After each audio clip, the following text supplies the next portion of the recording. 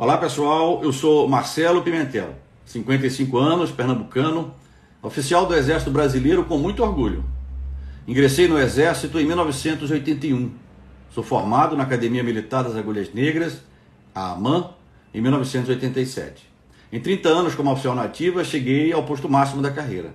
Em 2018, eu ingressei na reserva. E é nessa condição militar e como cidadão brasileiro que eu venho manifestar a minha opinião, em caráter individual, sobre a importante e decisiva escolha eleitoral que todos nós, brasileiros, brasileiras, civis e militares, na ativa e na reserva, teremos que fazer no próximo dia 30 de outubro. Afinal, o direito de votar, de escolher o presidente ou a presidenta, foi conquistado pela sociedade brasileira. Não foi dado de mão beijada.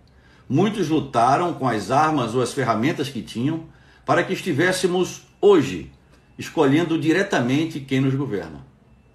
O que me moveu a estar aqui, aliás, o que vem me motivando desde 2018 a esse tipo de manifestação pública, é a defesa intransigente do Exército Brasileiro, de sua imagem inclusive, e da consolidação do Estado Democrático de Direito implantado pela Constituição Federal de 1988. A imagem do Exército e das Forças Armadas brasileiras tem sido degradada nesses últimos 4 anos. Parcela considerável do povo roga às Forças Armadas que deem um golpe, rasgando a Constituição sob o pretexto de protegê-la. Nós já vimos isto. Está nos livros de história do Brasil. Outra parcela faz chacota com o militar brasileiro. Outra ainda, identificando as Forças Armadas como um governo, este governo ou qualquer outro, transfere as legítimas oposições políticas para uma verdadeira e muito perigosa oposição às próprias Forças Armadas. Há até alguns insensatos que desejam extinguir as Forças Armadas. E isso não é só uma impressão ou uma subjetividade. São os números das mesmas pesquisas que até 2018 colocavam as Forças Armadas com elevadíssimos índices de credibilidade, respeitabilidade e de confiança no seio da sociedade brasileira. Sociedade que mantém o Exército, a Marinha e a Aeronáutica para defender o Brasil de ameaças externas, com os tributos que paga sobre suas rendas e os seus consumos. Aqueles índices estão em queda nos últimos 4 anos. Em 2018, foram indevidamente utilizados como capitais simbólicos para disputas eleitorais que construíram o atual governo, o mais militarizado da história. O povo sabe e o povo vê.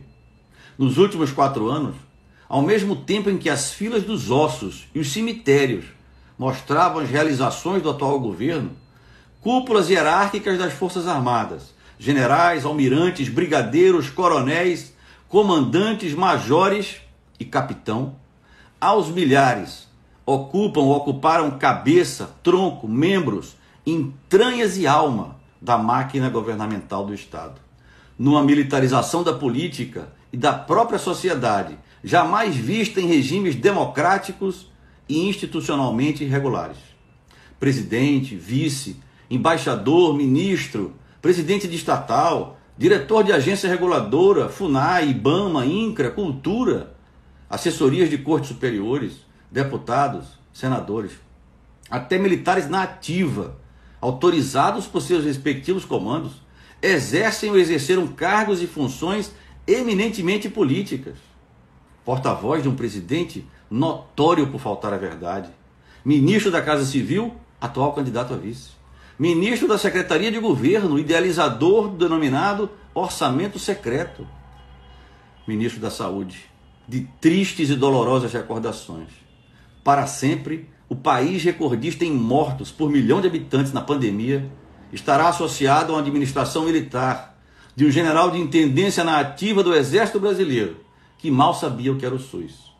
Foi eleito deputado na sede da maior guarnição militar do Brasil.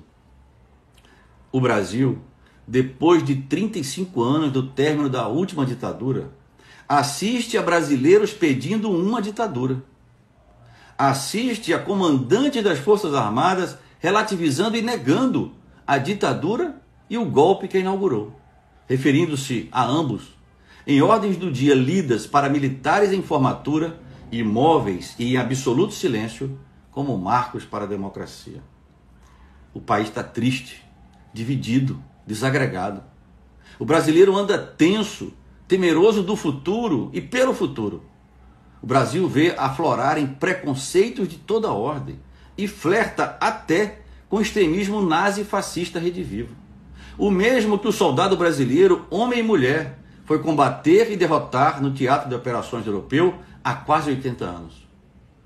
No próximo dia 30, não haverá somente mais uma eleição marcando a salutar disputa de poder entre a direita e a esquerda, entre o partido A e o partido B, mas uma decisão que marcará o que queremos ser e o que seremos como nação, sociedade e Estado nos próximos 4, 10, 30 anos, nas próximas gerações. Para o militar, a escolha do dia 30 leva a uma outra consideração muito importante e essencial. Eu a farei. O que será da muralha institucional que as Forças Armadas e a sociedade construíram ao longo dos 30 anos que se seguiram à proclamação da Constituição em 1988? Em todas as democracias liberais, no sentido político da expressão, Forças Armadas e militares não se mesclam com política nem com governos, qualquer governo. Quartéis de um lado, palácios de outro. Militares para cá, militantes para lá.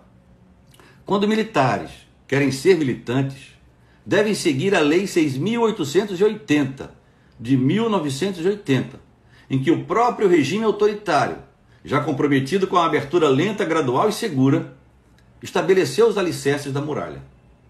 Um desses alicerces está no artigo 28, incisos 17 e 18, os da ética militar. Abro aspas. O militar inativo deve abster-se de utilizar sua designação hierárquica, general, coronel, major, por exemplo, quando exerce atividade político-partidária, quando discute temas políticos pela imprensa, para obter vantagem de qualquer natureza, para encaminhar negócio particular e quando ocupa cargo civil, ainda que na administração pública. Fecho as aspas. Militar que desrespeita essa lei golpeia a muralha, machuca os valores éticos estabelecidos no Estatuto dos Militares. Dá mau exemplo. De um lado da muralha, Forças Armadas e militares, comandantes e comandados, superiores e subordinados, capacitando-se todos para defender a pátria de todos, independentemente das preferências políticas, crenças religiosas ou classes sociais de cada um. Desse lado da muralha, a liderança se impõe de cima para baixo, em estrita observância da hierarquia e da disciplina. A liderança se dá pelo exemplo. O valor moral da tropa é definido pela coesão e pelo espírito de corpo. Não deve haver dissensos. As operações não são decididas pelas vontades das maiorias. Um manda e o outro obedece. Desse lado da muralha, tudo isso é simples assim. Já do outro lado da muralha, partidos políticos e militantes, governantes e governados, situação e oposição, fazendo todos a luta política pelo poder e para o poder, representando as parcelas majoritárias da sociedade, sem deixar de ouvir e atender as minorias. Maiorias e minorias são definidas na legitimação periódica das suas lideranças, que se formam de baixo para cima, e sempre pela vontade do povo, pela vontade soberana do povo. O dissenso, as composições e os partidos definem os acordos para as ações políticas. As polarizações são a própria essência da vitalidade da democracia. Dessa forma, os hábitos militares praticados no campo da política disfuncionalizam a própria política. Os hábitos políticos praticados no campo militar destroem as Forças Armadas em seus pilares, mais cedo ou mais tarde. Uma frase muito simples consegue traduzir de modo claro o que isto tudo quer dizer. Quando a política entra no quartel por uma porta, a disciplina e a coesão saem pela outra. Quando o quartel entra no palácio, o governo tende à tirania e ao autoritarismo, mais cedo ou mais tarde. No dia 30, teremos duas alternativas claras para definir o rumo da marcha. Uma significa a reconstrução da democracia estremecida, o restabelecimento do diálogo social civilizado, a recuperação da imagem de credibilidade das Forças Armadas e a reconstrução da muralha, que mantém o militar onde ele é próprio e devido. A outra, pisoteando escombros da muralha e conduzindo o Brasil ao precipício do delírio autoritário militarista, é guiada pelo mau capitão e por generais que transformam Forças Armadas em espécie de partido, e militares e seus entornos sociais militantes eleitorais para projetos políticos daquelas cúpulas. O militar segue exemplo de seus comandantes no quartel.